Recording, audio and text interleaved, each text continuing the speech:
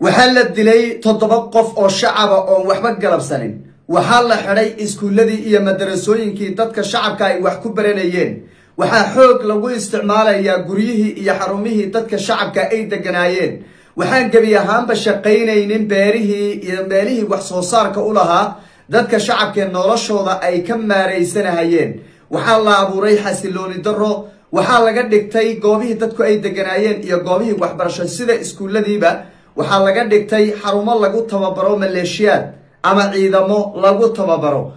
waxa sidaasi sameynaya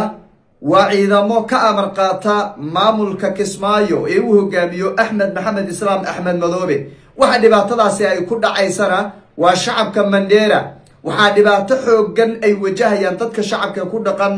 agagaarka magaalada Mandera gaar ahaan waliba xaafadda BB1 iyo sidoo kale xaafadaha kale ee ku hareeraysan magaalada Mandera ee xarunta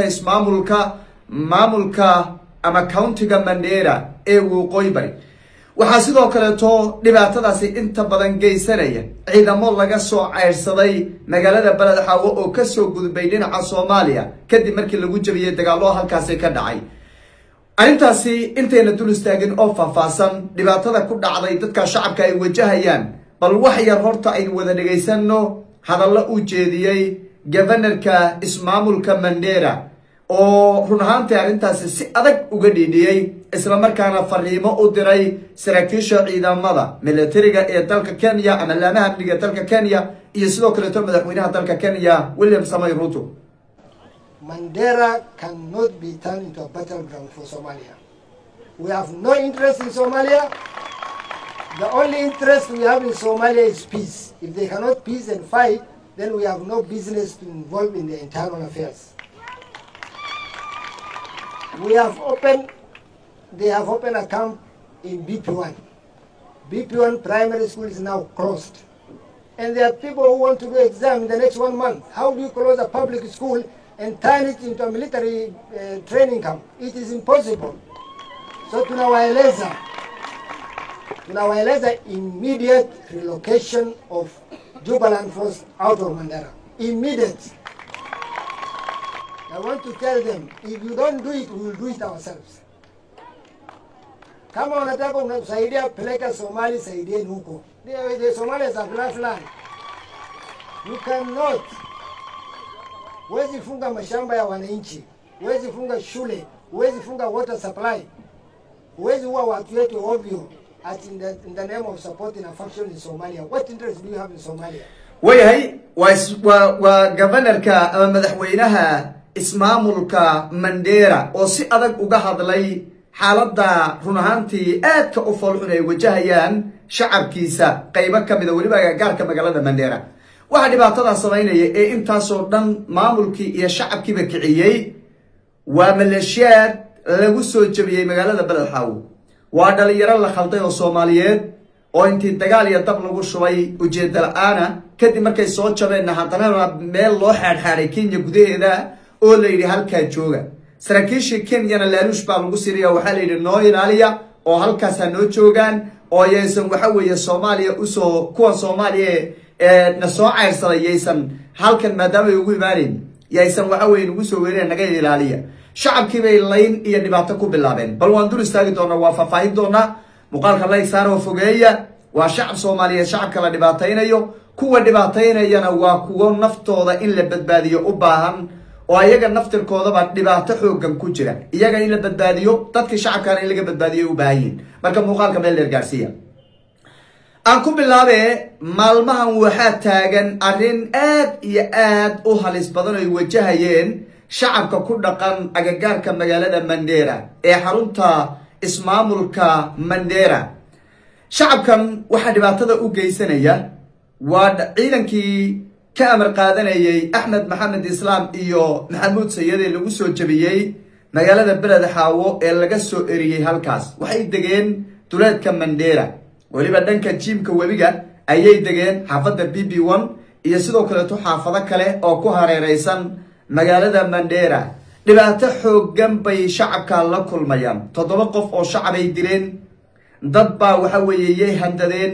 kuwa jirdil loo geystay kuwa la isticmaalayaa beerahooda oo waxba ka soo saaran karin oo qutulyoomka meelahay ka raadsanayeen ay ka go'day kuwa barakacay oo cararay oo meeshii ka guuray oo qaxooti kuwa goob kaleeto guri uusan ugu oolin oo guryahoodii ka barakacay dhibaatada intaa la eg waxa geysanaya waa dad dalkoodii intay xabad iyo rabshad geliyeen haddana dadkii dariska la ahaa ama dalkii dariska la ahaa aan waxa weeye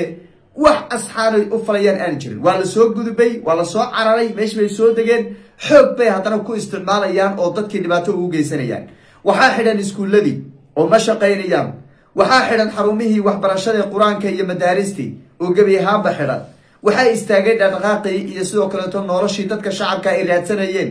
barakac ayaa usii dheer oo boqolaal qoys ayaa ka barakacay bal dhibaatada intaa la eg ee la geystay ee haddanana la fiirsanaya laamihii amniga dalka Kenya ay eeganayaan ka waran sidaad maqlayseen hadda codka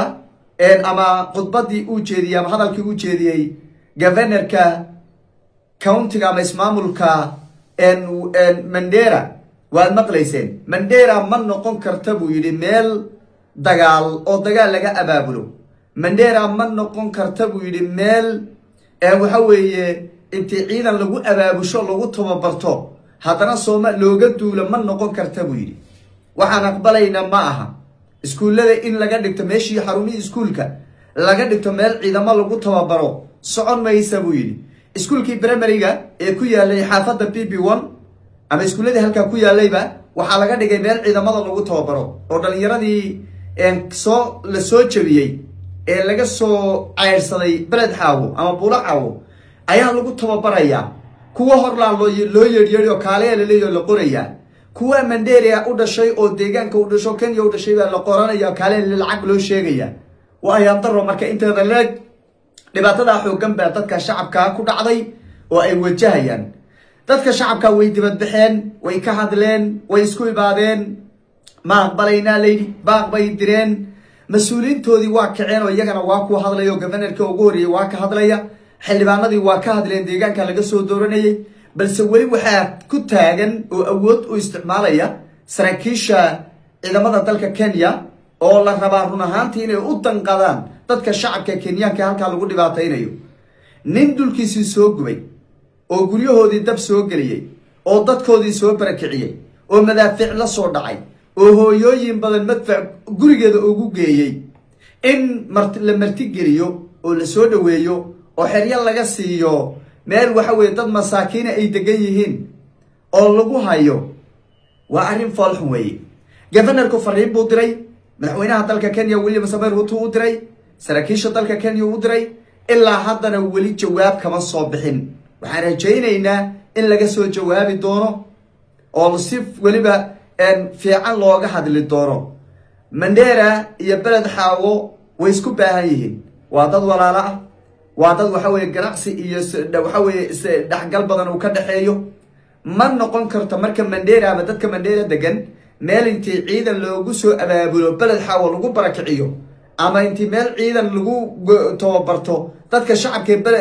Mandera lagu dhibaateeyo ma noqon karto macquul lama noqonayso waa arrin aad iyo aad run ahaantii u falxun waan ka digaynaa annaga waxa weeye deegaan ka soo jeednaan ogolayn ma ogolin waxaan leenahay dadka shacabka ha ka kacaan fadhiga ha diidaan dhalinyarada dadka dhibaataynayana iyagana waxaan leenahay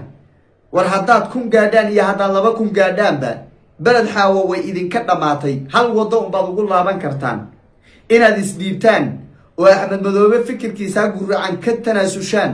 oo dadkiina wax la qabtaan oo ciidankiina Soomaaliyeed dib ugu laabataan taa unbaad ku laaban kartaan ha ku baabi'ina meesha dadka shacabka reer Mandera waxaan leeyahay intaad fadhiga ka kacdaan oo diig isku yeeshaan haddii saraakiisha dalka Kenya ay ka jawaabi waayaan oo arrinta laga jawaabi waayo gacantiina iskaga kiciya maleeshiyaadkaas waxa weeye fikir ay wataan iyo waxay wataan aan la garanayn macquul ma noqonayso inay da'yartii iskuuladooda xidhnaadaan barakac ku maqnaadaan oo la barakaco macquul ma noqonayso marka fadhiga iskaga kaca waxba ha ka sugina maamul Jubbaland la yiraahdana ma jiro in hadda la helo oo maamul la dhisa mooyeen waa Jubbaland la yiraahdo magac ahayn ma jiro Axmedobe waa ninka falaagada Kismaayo haysta ee ummadda halka ugu xidhan tahay wax laga sugayay marka male wax laga sugayay male marka fadhiga iskaga kaca waxaan rajaynaynaa in shacabka Mandera iska dulqaadi doonaan dhalinyaradaas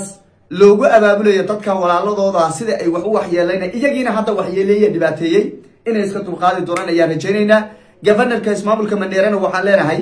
xilli fiican baad u soo baxday bulshadaada